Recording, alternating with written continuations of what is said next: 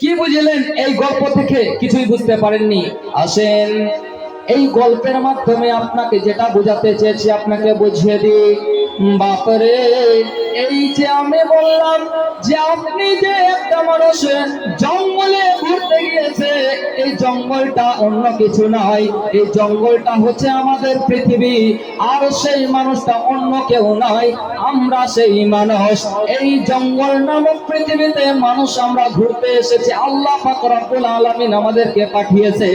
আমরা এই জঙ্গলে এত গভীরে ঢুকে গিয়েছি যে আমাদের সামনে একটা ক্ষুধার্ত বাঘ, বললাম যে বাঘটা পিছু নিয়েছিল মানুষটার, ওই বাঘটা আর কেউ নয়, সেটা হচ্ছে আমাদের মৃত্যু, যে সারাক্ষণ আমাদের পিছে পিছে পিছে পিছে আমাদের গ্রাস করার জন্য, আমাদের খাওয়ার জন্য ঘুরছে।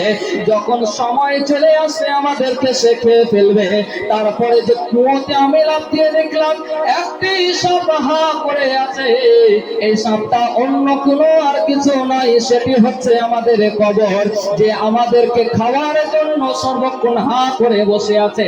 কবরের খোরাক হচ্ছে মানুষ, এই মানুষকে খাওয়ার জন্য কবর সর্বক্ষণ হা করে বসে আছে। আয় আয় আমার পেটে তোরা আয়, এইভাবে কবর আমাদেরকে ডাকতে শুরু করেছে। আর যে দড়িটা ছিল, সে দড়িটার কোনো কিছু নয় বাবা মার, সেটা হচ্ছে আমাদের আয়ু, সেটা হচ্ছে আমাদের জিন্দেগি।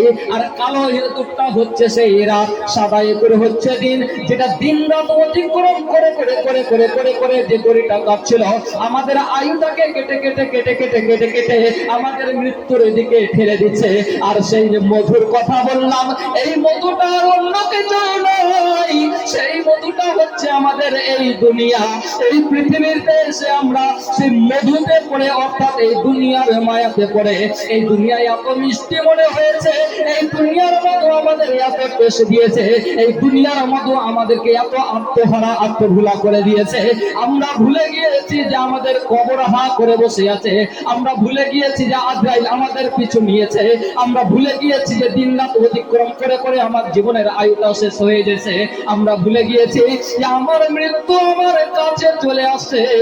আমরা ভুলে গিয়েছি, কেন ভুলেছি না? এই দুনিয়ার প্রেমে, জি, এই দুনিয়ার প্রেমে পড়ে আমরা এটা ভুলে গিয়েছি যে আমাদের মৃত্যু সর্বক্ষণ পিছু নিয়ে আছে, কখন যে আমাদের গ্রাস করবে। আমরা ভুলে গিয়েছি যে মৃত্যু হয়ে গেলে এই কবরের পেটে আমাদেরকে চলে যেতে হবে। আমরা ভুলে গিয়েছি যে আমাদের মরতে হবে, এই মরণের কথা আমাদের দিমাগ থেকে, আমাদের মস্তিষ্ক থেকে, আমাদের আমাদের ব্রেন থেকে সেটা হটে গিয়েছে। কেন হটেছে? এই দুনিয়ার প্রেমের কারণে। আমরা দুনিয়াকে ভালোবেসে ফেলেছি, এই জন্য এই পার্থিব জীবনকে প্রাধান্য দিয়েছি, এই জন্য আমরা মৃত্যুকে ভুলে গিয়েছি। কিন্তু যারা এই পার্থিব জীবনকে প্রাধান্য দেয়, আল্লাহ পাক রব্বুল আলামিন তাদের ব্যাপারে কি বলছেন? যারা এই দুনিয়ার জীবনকে সবকিছু মনে করে ফেলেছে, তাদের ব্যাপারে আল্লাহ পাক রব্বুল আলামিন কি বলছে শুনুন। আল্লাহ পাক রব্বুল আলামিন বলছেন, ফাআম্মা মান তাগা وآثر الحياة الدنيا والآثر الحياة الدنيا فإن الجحيم هي المأوى وأما من خاف مقام ربه ونهى النفس عن الهوى فإن الجنة هي المأوى منذرين আল্লাহ পাক রব্বুল আলামিন বলছে, পৃথিবীর মধ্যে যারা সীমা লঙ্ঘন করে চলাফেরা করবে, ইসলামের যে একটা সীমা রেখা আছে, শরীয়তের যে একটা সীমা রেখা আছে, আল্লাহ পাক রব্বুল আলামিন যেটা মানতে বলেছে, এটা করো সেটা করো, ওটা মেনে চলো। তোমরা নামাজ পড়ো, রোজা করো, হজ করো, যাকাত দাও, আর তোমরা সাদকা করো, এই করো ওই করো, এই যে আল্লাহ পাক রব্বুল আলামিন আদেশ করেছে আর নিষেধ করেছে। তোমরা সুদ খেও না, ঘুষ খেও না, জুয়া খেলো না, তোমরা জিনাতে লিপ্ত হয়েও না, ইত্যাদি ইত্যাদি। এই সব সব কর্ম ছেড়ে দাও আর এই সব কর্ম করো। এই যে আদেশ এবং নিষেধের যে সীমারেখা আছে, আল্লাহ পাক রব্বুল আলামিন যে একটা সীমারেখা আমাদেরকে বানিয়ে দিয়েছে, এই সীমা যে লঙ্ঘন করে চলে, অর্থাৎ আল্লাহর কথাকে অমান্য করে চলাফেরা করে, আল্লাহর কথাকে তুচ্ছ মনে করে পৃথিবীতে জীবন যাপন করে, আল্লাহর কথাকে না মেনে পৃথিবীতে জীবন যাপন করে, ওয়া আতারাল হায়াতাদ দুনিয়া, এবং এই দুনিয়ার জীবনকেই সব কিছু মনে করে ফেলে, এই দুনিয়ার জীবনকে বেশি প্রাধান্য দেয় পরকালের চাইতে। তো শুনে রাখো, ফাইনাল জাহিমা হিয়াল মাওয়া, এর জন্য চিরস্থায়ী থাকার জায়গা হচ্ছে জাহান্নাম। আচ্ছা বাপজি, আমরা কি সবাই জাহান্নামে যেতে চাই? জাহান্নামে যেতে চাই বলেন? জাহান্নামে কেউ যেতে চায় না। জাহান্নামে কেউ যেতে চায় না। সেটা মদখোর হতে পারে, জুয়ারি হতে পারে। সে যদি মদ সারা দিন খেয়ে থাকে, সারা রাত খেয়ে থাকে, তাকে যে যদি বলেন যে তুই জাহান্নামে যাবি, ওই কথা বলতে না পারলে টলতে টলতে বলবে, জান্নাত কি তোর বাপে? ও বলবে, তার মানে কি জান্নাতে যাওয়ার ওর মন আছে, হয়তো ওই সীমা লঙ্ঘন করে চলে, কিন্তু জান্নাত পাওয়ার আশা সবার আছে। কিন্তু এমনি এমনি মিলে যাবে? এমনি এমনি হয়ে যাবে? এমনি এমনি আমরা জান্নাত পেয়ে যাব? মামুর বাড়ির আবদার। আল্লাহ যে আদেশ করেছে, এই আদেশ আমাদেরকে মেনে নিতে হবে, তাহলে আমরা সুখময় জান্নাত পাবো। জান্নাত কাদের জন্য, জাহান্নাম কাদের জন্য? এই যে আমি একটু আগে বললাম, যারা সীমা লঙ্ঘন করে চলে, আল্লাহর কথা অমান্য করে চলে, পার্থিব জীবনকে, পৃথিবীর জীবনকে প্রাধান্য দেয়, তাদের জন্য চিরস্থায়ী থাকার জায়গা জাহান্নাম। তাহলে এই জাহান্নাম থেকে বাঁচার জন্য কি করতে হবে? আল্লাহ পাক রব্বুল আলামিন তারপরে বলছে, ওয়া আম্মা মান খাফা মাকামা রাব্বিহি ওয়া নাহান নাফসা আনিল হাওয়া। আল্লাহ পাক রব্বুল আলামিন বলছে, এবং যে ব্যক্তি এই ভয় করে যে আমি মরার পরে আমার জীবনের প্রত্যেকটা হিসাব আল্লাহর কাছে শোনাতে হবে, আল্লাহর কাছে দাঁড় হওয়াটা সে ভয় করে, ফাইনাল জান্নাতা হিয়াল মাওয়া, তার জন্য চিরস্থায়ী থাকার জায়গা হচ্ছে জান্নাত। আল্লাহ পাক রব্বুল আলামিন বলছে, তাহলে জান্নাত যেতে গেলে আল্লাহর কথাকে মেনে নিতে হবে, আল্লাহর ভয় আমাদের ভিতরে রাখতে হবে, মরণের স্মরণ আমাদের ভিতরে রাখতে হবে। যদি মরণের স্মরণ আমাদের ভিতরে থাকে, আমাদের দ্বারা আল্লাহর অমান্য কাজ কোনো কাজ হবে এমন যেটা আল্লাহ নিষেধ করেছে? হবে না। আমাদের ভিতরে যদি মরণের স্মরণ থাকে, আমরা বেনামাজি হব না। আমার ভিতরে যদি মরণের স্মরণ থাকে যে আমাকে মরতে হবে, আমার মরার পরে আমার জীবন শুরু হবে, তাহলে এই ভয়টা যদি আমাদের ভিতরে থাকে, তাহলে আমাদের দ্বারা কোনো খারাপ কাজ হবে না। অতএব আমাদের এই মরণের স্মরণ আমাদের ভিতরে রাখতে হবে, নয়তো আমরা ক্ষতিগ্রস্তদের অন্তর্ভুক্ত হয়ে যাব, আমরা কোনো সময় লাভবান হতে পারবো না। আমরা মৃত্যু থেকে যেহেতু বাঁচতে পারবোই না, তাহলে আমাদের কি করা উচিত? আমাদেরকে মরণের আগে আগে ভালো কাজ করা উচিত, মরণের আগে আগে আল্লাহর পথে ফিরে আসা উচিত। কারণ এই দুনিয়া কোনো কিছুই আমাদের কাজে আসবে না। আমাদের এই দুনিয়া ছেড়ে চলে যেতে হবে, বিবি বাল বাচ্চা সবকিছুর মায়াকে কাটিয়ে দিয়ে চলে যেতে হবে। কারণ আমাদের মরণের যে সময় নির্ধারণ করা আছে, এই টাইম তো আল্লাহ জানে, আমরা জানি না। আমাদের সময় যে কখন চলে আসবে এটা আর কেউ জানে না। বাপজি আমার, এখানে সুন্দরভাবে বসে আপনি বক্তব্য শুনছেন, এখন জীবিত আছেন। এই বক্তব্য শোনার পরে যখন বাড়ি যাবেন, আপনার জন্য মূল্যবান সুস্বাদু কিছু খাবারের আয়োজন বাড়িতে করা আছে, করা নেই? আপনি এখন যে খাবেন, আচ্ছা বলেন, খাওয়া দাওয়ার পরে আপনার জন্য সুন্দর একটা বিছানা রাখা আছে যেখানে আপনি ঘুমাবেন, কিন্তু বলেন তো, আপনি যে এখান থেকে বাড়ি সুন্দরভাবে যাবেন, এর কোনো গ্যারান্টি আছে? সুন্দর খাবারটি খেতে পাবেন, সুন্দর বিছানায় ঘুমাতে পাবেন, গ্যারান্টি আছে? কোনো গ্যারান্টি নেই। এখানে যদি আপনি মৃত্যুবরণ করেন, তাহলে ওই খাবার আপনার জন্য আর গ্রহণযোগ্য হবে না, আপনার জন্য ওই আর বিছানা পেরে রাখা হবে না। আরে বিছানা তো দূরের কথা, ঘরের ভিতরে তা করবে না, বারান্দাতে ফেলে রাখবে আপনাকে। অতএব আমাকে যখন মূল্যহীন হয়ে যেতে হবে, সকলের মায়াকে কাটিয়ে দিতে হবে, তাহলে তার আগে আগে আল্লাহর কথা মেনে নেওয়া বুদ্ধিমানের কাজ না বোকার কাজ? বুদ্ধিমানের কাজ না। তা আমরা কি বোকার পরিচয় কোনো সময় দিতে চাই? আমাদের এই সব কিছু ছেড়ে চলে যেতে হবে। ছাড়তে হবে এই দুনিয়া, ছাড়তে হবে ঘর, ছাড়তে হবে মায়ার বাঁধন, আপন হবে পর। যাদের ঘিরে বসতে ছিল তোমার সদা বাস, মরার পরে তারা সেদিন বলবে তোমায় লাশ। ছিন্ন হলে মায়ের বাঁধন কেউ যাবে না সাথে, আরে ছিন্ন হলে মায়ের বাঁধন কেউ যাবে না সাথে। তোমার আপন তুমি হবে যে কোনো এক রাতে, ক্ষণিকের এই জীবন পেয়ে করছো রঙ্গ খেলা। মনে রেখো ডুববে জীবন বেলা। হায়াতের এই দিন ফুরালে যেতে হবে একা, হায়াতের এই দিন ফুরালে যেতে হবে একা। আপন স্বজন বাচ্চা বিবির আর পাবে না দেখা। খালি হাতে আসছো তুমি যাইবা খালি হাতে, আরে খালি হাতে আসছো তুমি যাইবা খালি হাতে। বাড়ি গাড়ি টাকা পয়সা রেখে ভাই ভবে, মরণ হলে মরণ কথা ভুলে গিয়ে করছো রঙ্গ খেলা। বন্ধ হবে এই দুনিয়ার যত বাহাদুরিয়ার খেলা। মরার আগে সঠিক পথে সাজাও তোমার জীবন, সঠিক পথে পথে তোমার আরো সাজাও জীবন। প্রাণ পাখিটা উড়াল দিলে হবে হাতের মরণ। এই বন্ধুরে আমাদের যে মরে যেতে হবে এতে কোনো সন্দেহ নেই। আমাদের বাচ্চা বিবি বাল বাচ্চা আত্মীয় স্বজন যত যা কিছু আছে সমস্ত কিছুর মায়া কাটিয়ে দিয়ে চলে যেতে হবে। মরণের কোনো বিমত নেই, মরণ থেকে বাঁচার কোনো উপায় নেই। আমাদের মরণের সময় আছে কিন্তু আমরা জানি না। মরণের যে সময় আছে এটা আমাদের জানা নেই। মরণের একটা সিরিয়াল আছে, আসার একটা সিরিয়াল আছে, যাওয়ার কোনো সিরিয়াল নেই।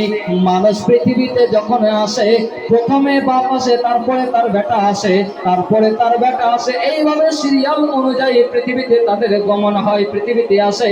কিন্তু যাওয়ার সময় দেখা যায় বাপ বেঁচে আছে, বড় ভাই বেঁচে আছে, ছোট ভাই পৃথিবী ছেড়ে চলে গেছে। হয় না? এরকম হয় না? বাপ বেঁচে আছে, তার বড় ভাই বেঁচে আছে, ছোট ভাই এই পৃথিবী ছেড়ে চলে গিয়েছে। মরণের সময় আমাদের জানা নেই। আমাদের মেয়াদ যখন পূরণ হয়ে যাবে, আমাদের টাইম যখন পূরণ হয়ে যাবে, আমাদের পৃথিবী ছেড়ে চলে যেতে হবে। আমাদের নিঃশ্বাসের কোনো বিশ্বাস নেই।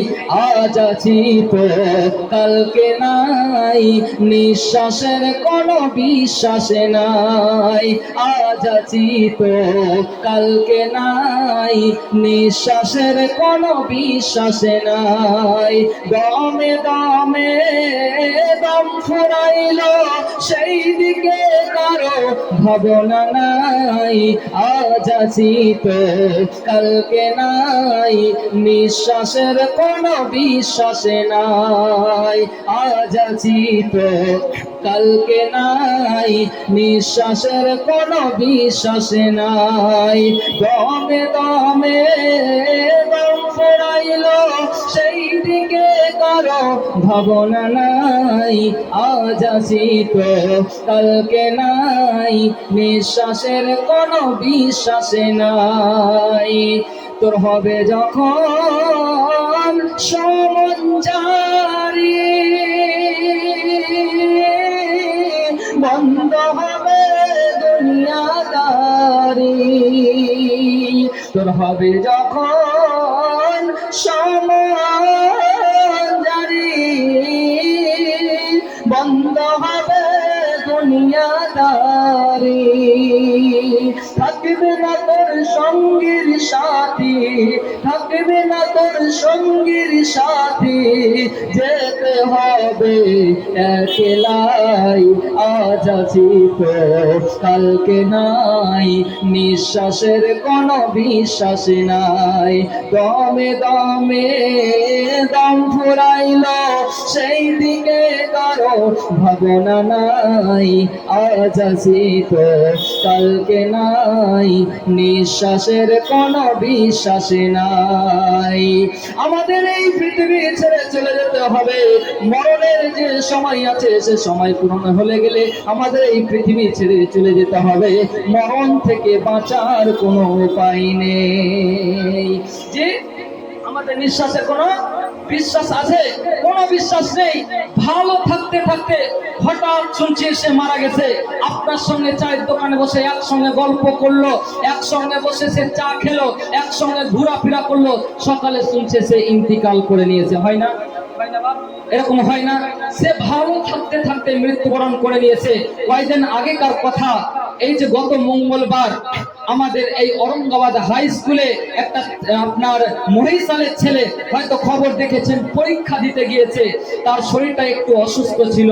সে যে পরীক্ষা দেওয়ার তার যে পরীক্ষা দেওয়ার জন্য স্কুলে গিয়েছে, সে তার আর কপালে পরীক্ষা দেওয়া আর জুটলো না। ওখানে যে সে আরো অসুস্থ বেড়ে গেল এবং হাসপাতাল যেতে যেতে তার মৃত্যু হয়ে গেল। সে কি ভাবতে পেরেছিল যে আমাকে পরীক্ষার হল না দেওয়ার আগে আমি মৃত্যুবরণ করব? সে প্রস্তুত নিয়েছিল পরীক্ষা দেওয়ার জন্য, কিন্তু পরীক্ষা কি তার হলো না? যে কিছুদিন আগে কিছু ছেলে আপনি দেখলেন যে অ্যাক্সিডেন্ট হয়ে মারা গেল আয়রন ব্রিজের উপরে। তারা কি ভাবতে পেরেছিল যে আমরা মরে যাব? সে কি জানতো যে আমরা মৃত্যুবরণ করব এখানে? সে যদি জানতো সে কখনোই ওখানে যেত না। সে জানতোই না, তার মৃত্যুর কথা তার জানা ছিল না। আপনার ভালো ছেলে তারা টিকটক ভিডিও করতে গিয়েছে, সেখানে যে তাদের মৃত্যু হয়ে গেল ভালো থাকতে থাকতে। নিঃশ্বাসের কোনো বিশ্বাস নেই। আমাদের যেখানে যে স্থানে মৃত্যু লেখা আছে, এখানে আমাদের কোনো কাজে হলেও আল্লাহ সুবহানাহু ওয়া তাআলা পৌঁছে দেবে এবং সেখানে যে আমাদের মৃত্যু হয়ে যাবে। কখন যে কার কিভাবে মৃত্যু চলে আসবে এটা পৃথিবীর মানুষ কারো জানা আছে? কারো জানা নেই। যখন সময় শেষ হয়ে যাবে তখন আমাদেরকে পৃথিবী ছেড়ে চলে যেতে হবে। আমাদের সেই অন্ধকার কবর, যেখানে কোনো বাতি থাকবে না, যেখানে শোয়ার মতো কোনো বিছানা থাকবে না, মাথায় ব্যথা করবে এই জন্য যে একটা বালিশ দরকার, একটা বালিশও থাকবে না। আপনাকে মাটিতে ফেলে আসা হবে। আপনার নাম পর্যন্ত পরিবর্তন হয়ে যাবে। যখন আপনার এই ভিতর থেকে, আপনার শরীর থেকে আত্মাটা বেরিয়ে চলে যাবে, তখন আর জাব্বার ভাই বলবে না, তখন খালেক ভাই বলে আর ডাকবে না। তখন আপনার নাম হয়ে যাবে লাশ। লাশকে গোসল দিতে হবে, লাশকে বের করতে হবে, লাশকে কবরে নিয়ে যেতে হবে, লাশকে মাটি দিতে হবে। লাশ বেরিয়ে গিয়েছে আর বলবে না যে হ্যাঁ অমুক ভাই বেরিয়ে গিয়েছে, এটা বলে নাম বলে। নামে পরিবর্তন করে ফেলবে সমাজে। আপনার নাম পর্যন্ত নিবে না কেউ। আপনাকে তো বাড়িতে রাখা দূরের কথা, প্রত্যেকটা ছেলে মেয়ে আত্মীয় স্বজন প্রত্যেকটা মানুষ তার ফ্যামিলিকে ভালোবাসে, কিন্তু ভালোবাসার কারণে কি আপনি মরে গেলেও আপনাকে আর ঘরে রাখবে না। কিছুক্ষণের ভিতরে তাদের তাড়াহুড়া করে হয়ে যাবে, আপনা কামে তারা ব্যস্ত হয়ে যাবে। মরার পরে যখন তুমি হয়ে যাবে লাশ, বন্ধু বান্ধব ছেড়ে দেবে তখন তোমার পাশ। কেউ বলবে বাঁশ কাটো অতি তাড়াতাড়ি, কেউ বলবে মাটি দিয়ে যাব কখন বাড়ি।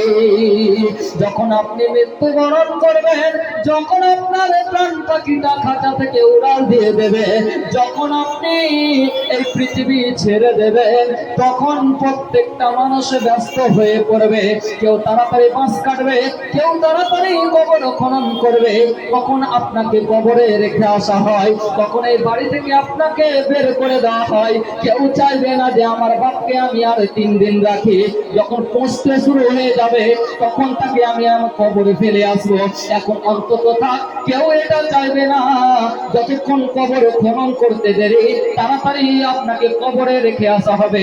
তারপরে 2-4 দিন পরে ভুলে গিয়ে আপনা কামে তারা ব্যস্ত হয়ে পড়বে।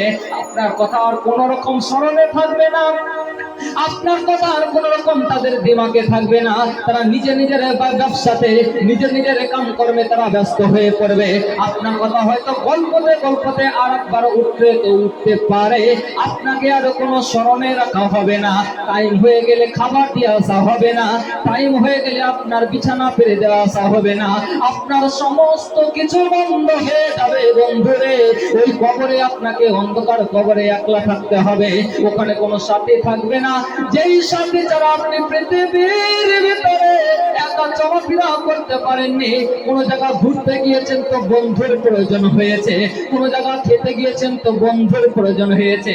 এই যে বলছে জালসা হচ্ছে বন্ধু, চল একটু মেলা থেকে ঘুরে আসি, জালসা হচ্ছে, চল একটু স্টেজের কাছ থেকে ঘুরে আসি, জালসা হচ্ছে, চল ফিল্মে যে ফিল্ম মেরেছে ওই ফিল্মটা দেখে আসে। কত খারাপ কাজ করেছেন, কত আপনি পাপের কাজ করেছেন বন্ধুর পাল্লায় পড়ে, আবার কেউ ভালো কাজ করেছেন। যেটা আমি বোঝাতে চাইছি, পৃথিবীর ভিতরে বন্ধু বান্ধব ছাড়া কেউ চলতে পারে না। তাদের বন্ধুর প্রয়োজন হয়, একটু মুড়ি খেতে যাবো বন্ধু আমার সাথে চল, চল একটু ওখান থেকে ঘুরে আসি, চল এখান থেকে ঘুরে আসি। যেখানেই যাই না কেন, পৃথিবীর যে প্রান্তে একটু কমন করি না কেন, ঘুরে ফেরা করি না কেন, বন্ধুর প্রয়োজন হয়। কিন্তু যখন আপনি মৃত্যুবরণ করবেন, যখন আপনার প্রাণ পাখিটা খাঁচা থেকে উড়াল দেবে, সেই বন্ধু আর আপনার কাছে খবর নিতে যাবে না। সে তখন আর বলবে না, বন্ধু চল আমার সঙ্গে একটু ঘুরে আসি, চল চল আমার সঙ্গে একটু ফিল্ম দেখে আসি, চল চল আমার সঙ্গে একটু জলসা শুনে আসি, চল। এইভাবে আর কোনো বন্ধু বান্ধব আপনার কাছে যাবে না। ওখানে একলা হয়ে পড়বেন। একমাত্র যেটা আপনার সাথে থাকবে সেটা হচ্ছে দুনিয়ার আপনার কর্ম। যে আপনি যে বন্ধুকে ছাড়া পৃথিবীতে চলাফেরা করতে পারছেন না, এই বন্ধু পর্যন্ত আপনাকে ভুলে যাবে, আপনার কথা তার স্মরণে থাকবে না, আপনার সঙ্গে আর দেখা সাক্ষাৎ করতে যাবে না। আরে দেখা সাক্ষাৎ দূরের কথা, ওই কবরস্থানের দিকে আর মুখ পর্যন্ত করবে না। আরে যে বন্ধুর পাল্লায় পড়ে, যে বন্ধুর সামনে ধরে, যে বন্ধুর সাথ ধরে আপনি জাহান্নামের কর্ম করে গিয়েছেন, কাঁটার উপর দিয়ে হেঁটে গিয়েছেন, জাহান্নামের পথে হেঁটে গিয়েছেন, ওই বন্ধু আপনাকে আর সাহায্য করতে যাবে না। সে বলবে না আমার নেকি বেশি হয়ে গিয়েছে, আমার নেকিগুলো তোকে দিয়ে জান্নাতে নিয়ে যাব। অতএব সে বন্ধু, আমি বলছি না যে বন্ধুর সঙ্গে চলাফেরা করতে হবে না, আমি বলতে চাইছি বন্ধুর সঙ্গে তো চলো, কিন্তু সেই বন্ধুর সঙ্গে চলো যেই বন্ধু তোমাকে নামাজের দিকে নিয়ে যাবে। বন্ধুর সঙ্গে তো চলো, কিন্তু সেই বন্ধুর সঙ্গে চলো যে তোমাকে আল্লাহর কথা স্মরণ করিয়ে দেবে। বন্ধুর সঙ্গে চলো, সেই বন্ধুর সঙ্গে চলো যে তোমাকে বলবে যে তোকে এই দুনিয়ায় নয় জান্নাতেও একসঙ্গে নিয়ে থাকতে চাই, জাহান্নামের আযাবে নয়। যেখানে মানুষ কষ্টের ভিতরে থাকবে সেখানে তোকে আমি ফেলতে চাই না। অতএব তুই আমার সঙ্গে নামাজ পড়তে চল। এইভাবে বন্ধু বান্ধবের সঙ্গে ঘুরবে। আর বন্ধু বান্ধব এমন বন্ধু বান্ধব পেয়েছে যে আল্লাহর কথা সে ভুলে গিয়েছে, মৃত্যুর কথা সে ভুলে গিয়েছে। সে যে মরবে এটা ওকে দেখে বুঝাই যায় না। সে যে মৃত্যুবরণ করবে, সে যে পৃথিবী ছেড়ে দেবে, এটা ওর চাল চলন দেখে, ওর ক্যারেক্টার দেখে, ওর চরিত্র দেখে, ওর মুখ হাত দেখে, ওর চলাফেরা দেখে এটা আর বোঝা যায় না। এমন করে সিনা উঁচু করে রাস্তায় চলাফেরা করে, মনে হচ্ছে ওর কাছে মালাকুল মউত আসতে মনে ভয় করবে। মালাকুল মউত করে ওর কাছে আসবে না, পারমিশন চাইবে যে আপনার কি আমি জানটা কবজ করব। এমন করে সিনা ফুলিয়ে চলাফেরা করবে। যাই হোক, মৃত্যু থেকে বাঁচার কোনো উপায় নেই, একলা আপনাকে কবরের ভিতরে থাকতে হবে। ওই কবরে, যেই কবরে অন্ধকার আর অন্ধকার, এই পৃথিবীতে যদি লাইন পালিয়ে যায় তাহলে লাইটের ব্যবস্থা আছে। এই পৃথিবীতে যদি অন্ধকার নেমে আসে তাহলে আলোকিত করার কোনো আপনার রাস্তা রয়েছে। কিন্তু কবরে এমনই একটি ভয়াবহ স্থান যেখানে আপনি মরার পরে যাবেন, ওখানে যদি আপনার আমলটা সঠিক না হয়, প্রশ্নের উত্তর যদি দিতে না পারেন, সেটা আপনার জন্য কতটা যে ভয়াবহ হবে আপনাকে বলে বোঝানো যাবে না। কারণ এটা কোনো নতুন কথা নয়।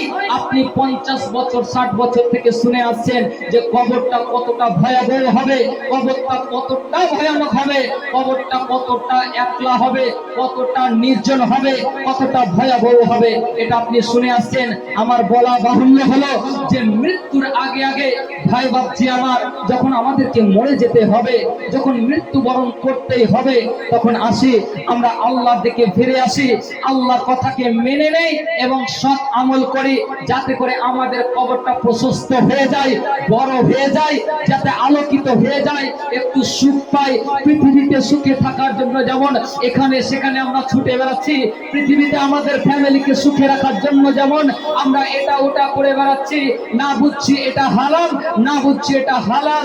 আমরা পৃথিবীতে একটু শান্তি পাওয়ার জন্য, পৃথিবীতে এই ক্ষণস্থায়ী জীবনে একটি শান্তি পাওয়ার জন্য আমরা যে প্রচেষ্টা করি, করছি, এই পৃথিবীর ছেড়ে যে আমাদের কবরে চলে যেতে হবে, কবরে জীবন শেষ করে যে আমাদের জান্নাত বা জাহান্নাম একটা ফলাফল হবে, ওই ভয়াবহ কিয়ামত থেকে ভেবে আমরা একটু ভাবনা চিন্তা করি, মৃত্যুর আগে আগে নিজেকে সচেতন করি, মৃত্যুর আগে আগে নিজেকে বদলায়ে ফেলি।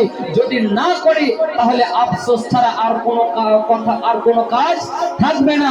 আফসোস করতে করতে মরে যাবেন, সেই জাহান্নামের ভিতরে আফসোস করতে করতে চলে যাবেন। সেই জাহান্নাম কতটা কঠিন হবে একটু বলবো, একটু। আল্লাহ সুবহানাহু ওয়া তাআলা বলছেন, সুম্মা লা ইয়ামুতু ফিহা ওয়া লা ইয়াহইয়া। বন্ধুরে, সেই জাহান্নাম এতটা ভয়াবহ হবে, এতটা ভয়ানক হবে, যেখানে মানুষ মরবেও না, বাঁচবেও না, মরা বাঁচার মধ্যেখানে থাকবে, মরা বাঁচার মধ্যে তারা থাকবে। তারা যখন সেই জাহান্নামের কষ্ট সহ্য করতে পারবে না, জাহান্নামের আযাবকে সহ্য করতে পারবে না, জাহান্নামের আযাব যখন তাদের সহ্য হবে না, আল্লাহকে ডেকে বলবে, মাবুদ রে, সেই জাহান্নামে আমি আর থাকতে পারি না, আল্লাহ তুমি আমার মৃত্যু দাও, আমি মৃত্যুর শরবত পান করে নেব, তবু এই জাহান্নাম আমার আর সহ্য হয় না, এই জাহান্নামের আর ভয়াবহ আযাব আমার আর সহ্য করতে পারি না। কিন্তু আফসোস, আল্লাহ বলছে, লা ইয়ামুতু ফিহা ওয়া লা ইয়াহইয়া। সেখানে সে মরবেও না, বাঁচবেও না, মরা বাঁচার মিডিলে সে ঝুলে থাকবে। এতটা ভয়ানক সেই জাহান্নাম। ওই জাহান্নামে আমরা কেউ যেতে চাই বা যেতে চাই? তাহলে ওখান থেকে বাঁচতে গেলে, সুখময় জান্নাত পেতে গেলে, আল্লাহ সন্তুষ্টি পেতে গেলে, আল্লাহর ভালোবাসা পেতে গেলে, আল্লাহর কাছে সুপাত্র হতে গেলে, আল্লাহর কাছে ভালোবাসার পাত্র হতে গেলে, আল্লাহর ভালোবাসা পেতে হলে আল্লাহর কথা মেনে নিতে হবে না? আমাদের মরার আগে আগে নিজেকে সংশোধন করতে হবে না? করতে হবে। আমাদের নিজেদেরকে সংশোধন করে নিতে হবে। মৃত্যুর আগে আগে নিজেকে সংশোধন করে আল্লাহর পথে ফিরে আসতে হবে।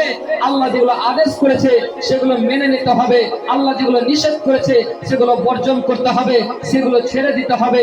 নয়তো মরার পরে আমরা সুখময় স্থান পাবো না, আমাদের জন্য দুর্দশা হয়ে থেকে যাবে। আর সেটা ক্ষণস্থায়ী নয়, সেটা আমাদের জন্য চিরস্থায়ী হবে। কত কাল যে থাকতে হবে সেটা মানুষ জানে না। আমাদের মেয়াদ যখন শেষ হয়ে যাবে, আমাদের টাইম যখন শেষ হয়ে যাবে, এই পৃথিবী তোমাদেরকে চলে যেতে হবে। অতএব ভাই বাপজিরা আমার, আমাদের যখন চলে যেতেই হবে, মৃত্যু যখন বরণ করতেই হবে, তখন মরার আগে আগে আমাদেরকে নেক আমল করতে হবে, যাতে করে আমরা আল্লাহ সন্তুষ্ট অর্জন করতে পারি, আল্লাহর ভালোবাসার পাত্র হতে পারি। আল্লাহ সুবহানাহু ওয়া তাআলা বলছে, যারা ফিরে আসে, যারা ফিরে আসে, শোনো যুবক, তুমি মেলাতে ঘুরতে ঘুরতে আর রাত্রি জাগরণ করে করে ঘরের ভিতরে দরজাকে বন্ধ করে দিয়ে না জানি তুমি কত পাপ করেছো। তুমি এখন আর নিরাশ হয়ে যেও না, এখনো তুমি ভালোবাসার পাত্র হতে পারবে। কারণ আল্লাহ সুবহানাহু ওয়া তাআলা তওবাকারীকে পছন্দ করে, তওবাকারীকে ভালোবাসে, তওবাকারীকে মহব্বত করে। আল্লাহ সুবহানাহু ওয়া তাআলা বলছে, ইন্নাল্লাহা ইউহিব্বুত তাওয়াবিন, নিশ্চয় যে তওবা করে, নিশ্চয় যে ফিরে আসে অনুতপ্ত হয়ে, আল্লাহ গো, আমি আমার জীবনে জানতে অজান্তে, গোপনে প্রকাশ্যে না জানি কত পাপ করেছি, কত গুনাহ করেছি, আল্লাহ তুমি আমাকে মাফ করে দাও, আল্লাহ তুমি আমাকে ক্ষমা করে দাও। এইভাবে যে অনুতপ্ত হয়ে আল্লাহ তাবারক ওয়া তাআলার কাছে মাফ চাই, আল্লাহ বলছে আমি তাকে মহব্বত করি, তাকে পছন্দ করি, তাকে ভালোবাসি।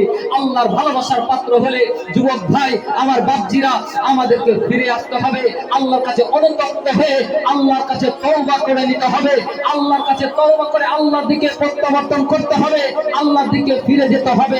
যদি আল্লাহর ভালোবাসার পাত্র হতে চাই, আল্লাহর রহমত থেকে নিরাশ হয়ে গেলে চলবে না। এখন বলবেন, এই যে মুফতি সাহেব আপনি বলছেন, তা আমি যে অনেক গুনাহ করে ফেলেছি, 50 50 60 বছর ধরে শুধু গুনাহ আর গুনাহ করেছি, আল্লাহর কথা কোনোদিন মেনে চলিনি। আল্লাহ বলছে, বান্দা শোন, তুই নিরাশ হয়ে যাস না।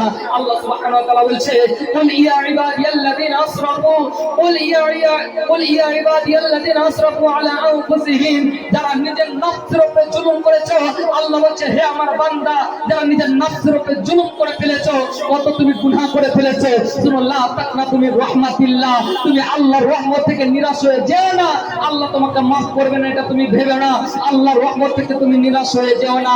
আল্লাহ সুবহানাহু ওয়া তাআলা তোমার গুনাহকে মাফ করে দেবেন, কারণ তিনি হচ্ছেন মাফ করনে ওয়ালা, তিনি হচ্ছেন মাফ করনে ওয়ালা, তিনি বখশনে ওয়ালা। তিনি তোমার জীবনের প্রত্যেকটা গুনাহকে মাফ করে দেবেন যদি অনুতপ্ত হয়ে আল্লাহর কাছে তুমি মাফ চাও।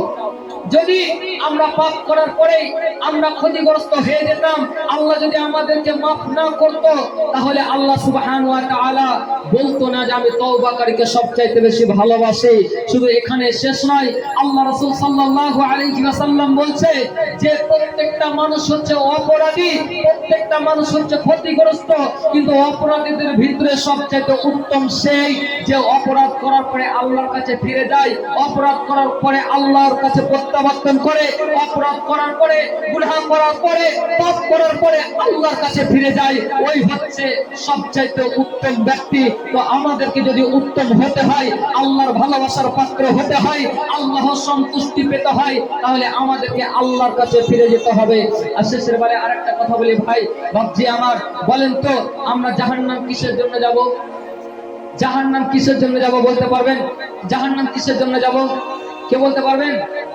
কেউ বলতে পারবেন না। জাহান্নাম কিসের জন্য যাব? আপনারা কি বোবা, কথা বলতে পারেন না? নাকি মৃত, কথা বলতে পারেন না? নাকি পশু প্রাণী যে আপনার মুখ থেকে জবানটা নড়ে না? আপনাকে যদি এখন বলা হয় যে হ্যাঁ অমুক পার্টি জিন্দাবাদ, তখন তো দেখা যাবে আপনার লোলা থেকে যদি রক্ত বেরিয়ে যায়, তখন আপনি চাচাবেন হ্যাঁ জিন্দাবাদ। এটা ইসলামের কথা জিজ্ঞাসা করছি, এর জন্য বের হয় না। বলুন না, কিসের জন্য জাহান্নাম যাবে মানুষ? জাহান্নাম কিসের জন্য যাবে? পাপের কারণে। পাপের কারণে। ভুল ধারণা, আমরা এতদিন পর্যন্ত জানতাম বা জানি যে পাপের কারণে আমরা জাহান্নামে যাব। যদি এটাই হতো যে মানুষ পাপ করার কারণে জাহান্নামের ভিতরে যাবে, তাহলে আল্লাহ সুবহানাহু ওয়া তাআলা তওবার কোনো মাধ্যম রাখতো না। তাহলে আমরা পাপ করার পরে পাপের সংশোধন না করার কারণে জাহান্নামে যাব, আমরা ভুল করার পরে এই ভুলের সংশোধন না করার কারণে জাহান্নামে যাব। পাপ করার পরে পাপ করার কারণে মানুষ জাহান্নামে যাবে না। পাপ যদি হয়ে যায় ভুলবশত, এই পাপের সংশোধন না করার কারণে, আল্লাহর কাছে ফিরে না যাওয়ার কারণে আমরা জাহান্নামের ভিতরে যাব।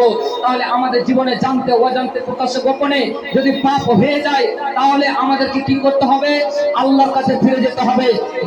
বলার বাহুল্য হলো যে আমাদেরকে মরার পরে যদি সুখে স্থান পেতে হয়, অর্থাৎ জান্নাত পেতে হয়, আল্লাহ সন্তুষ্টি লাভ করতে হয়, ওই অন্ধকার কবর যদি আলোকিত পেতে হয়, ওইটা যদি প্রশস্ত করতে হয়, বড় জায়গা পেতে হয়, ওই কবরে যদি একটু সুখ শান্তি পেতে হয়, তাহলে আমাদেরকে ভালো কাজ করে যেতে হবে। মরার আগে আগে নেক আমল করে যেতে হবে, নেক কাজ করে যেতে হবে, নয়চেত আমরা আফসোস করা ছাড়া আর কোনো পথ থাকবে না। যাই হোক, সেই নেক কাজগুলো কি? যেমন ধরেন, এবার বলবেন যে হ্যাঁ স্বার্থের কারণে বলছে, জি না, এমন নেক কাজ আপনাদেরকে করে যেতে হবে যেটা মরার পরেও আপনার কবরে পৌঁছাতে পারবে, মরার পরেও আপনার কবরে পৌঁছাতে থাকবে। পৃথিবীতে আপনি যে আমলগুলো করবেন, এই পৃথিবীতে এর মূল্য থাকবে, কিন্তু কবরে যাওয়ার পরে সমস্ত দরজা কি হবে? বন্ধ হয়ে যাবে। কিন্তু এমন কিছু দরজা আছে যেগুলো কবরে যাওয়ার পরেও আপনার জন্য খোলা থাকবে। সেগুলো কেমন? ধরেন যেটাকে বলা হয় সাদকায়ে জারিয়া, আরো আছে, আমি একটাই বলছি। যেমন ধরেন এই যে মসজিদ, এই মসজিদে উন্নয়ন করার জন্য ইট দরকার, সিমেন্ট দরকার, বালি দরকার, আপনার রড দরকার। ধরেলেন আপনি 1000 ইট দিলেন, এই যে ইটটা দিলেন, ইট দিয়ে মসজিদ তৈরি হবে। এই মসজিদে কিয়ামত পর্যন্ত যতজন মুসল্লি নামাজ আদায় করবে, আপনি মরার পরে আপনার কবরে ওর 50% নাকি আপনার খাতায় লিখতে হবে। সুবহানাল্লাহ বলবেন না? আপনার কবরে সেই আমল লেখা হবে। কবরে থাকবেন তা সত্ত্বেও আপনি এক গাড়ি বালু দিবেন, এই বালু দিয়ে মসজিদ তৈরি হবে। এই যে মসজিদে মানুষ নামাজ পড়বে, এই নামাজিরা যতদিন নামাজ পড়বে, যতজন নামাজ পড়বে, ওদের 50% আমল আপনার খাতাতে লিখে দেওয়া হবে, যদিও আপনি মরে যান। আপনি 10টা ফ্যান দিবেন, এই ফ্যানের হাওয়া যতজন মুসল্লি খাবে এবং ইবাদত করবে, এই ইবাদতের 50% আপনার খাতায় লেখা হবে। এই হচ্ছে নেক আমল। আরো অনেক আছে, কিন্তু আমি বলছি এমন কোন নেক আমল করে যান যেটা কবর পর্যন্ত আপনার পৌঁছাতে থাকবে। এই জন্য আপনাদের অনুরোধ করব যে আমাকে দিতে হবে না, আমার পরে যে বক্তারা আসবে, যাদের অনেক আপনার ইলম রয়েছে, জ্ঞান রয়েছে, আমি তো সামান্যতম ইলম নিয়ে আপনাদের সামনে 2-4টা কথা বললাম। এগুলো বললাম যদি গ্রহণযোগ্য হয় তাহলে মানার চেষ্টা করবেন, ইনশাআল্লাহ সাকসেস হতে পারবেন। আমার পরে যে মানুষগুলো আসবে, আল্লাহ সুবহানাহু ওয়া তাআলা তাদের অনেক ইলম দিয়েছে, তাদের মুখ থেকে হাদিস কোরআনের কথা শুনবেন এবং তাদের হাতে এই মসজিদের খাতিরে আপনাদের গ্রামের মসজিদ উন্নয়ন করার জন্য আপনারা মুক্ত হস্তে দান করবেন এবং এই মসজিদের উন্নয়ন করার জন্য এই মসজিদে আপনারা দান খায়রাত করবেন। ইনশাআল্লাহ আপনাদের দান বিফলে যাবে না, আপনাদের দান পানিতে পড়ে যাবে না, এর আপনি বদলা, উত্তম বদলা আল্লাহ সুবহানাহু ওয়া তাআলার কাছে পাবেন। আমি শেষের বেলায় দোয়া করব, তার আগে আগে আমি একটা গজল বলছি, গজল বলে আমি শেষ করে দেবো ইনশাআল্লাহ। টাকায় আমায় মানুষ চেনাইছে, ওহরে টাকা, টাকায় আমায় মানুষ চেনাইছে। এই টাকার জন্য কত মানুষ বিদেশে গিয়েছে, টাকায় আমায় মানুষ চেনাইছে। ওহরে টাকা, টাকায় আমায় মানুষ চেনাইছে। টাকা থাকলে বন্ধু বান্ধব সবই তো মিলে, টাকা থাকলে সবাই আমার বন্ধু বান্ধব বলে। টাকা থাকলে বন্ধু বান্ধব সবই তো মিলে, টাকা থাকলে মানুষ আমাকে সম্মান দিয়ে চলে। এই টাকার জন্য স্বার্থের টানে, টাকার জন্য স্বার্থের টানে আপন বলতেছে, টাকায় আমায় মানুষ চেনাইছে। ওহরে টাকা, টাকায় আমায় মানুষ চেনাইছে। টাকা থাকলে নারী বাড়ি সব কিছুই তো হয়, টাকা থাকলে লোক সমাজে বাপের বেটা বয়। টাকা থাকলে বাড়ি গাড়ি সব কিছুই তো হয়, টাকা থাকলে লোক সমাজে বাপের বেটা কয়, ভাইরে বাপের বেটা কয়। টাকা ছাড়া দাম নাই বলো, টাকা ছাড়া দাম নাই বলো, লোকে বলতেছে, টাকায় আমায় মানুষ চেনাইছে। ওহরে টাকা, টাকায় আমায় মানুষ চেনাইছে।